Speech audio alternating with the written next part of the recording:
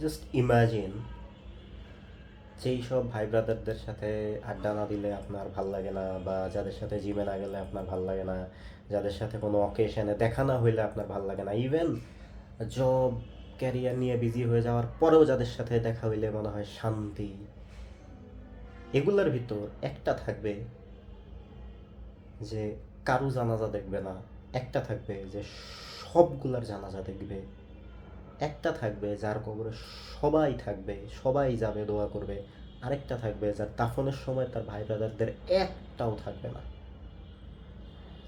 Just imagine, থাকবে না?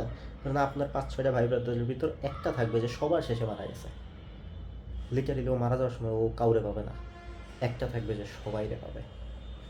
So লাইফের স্টার্ট পয়েন্ট, এন্ড, মিড পয়েন্টগুলা ভালো খারাপ মিক্সড হইলেও এন্ড বা শেষের দিকটা মারাত্মক ক্রুয়েল।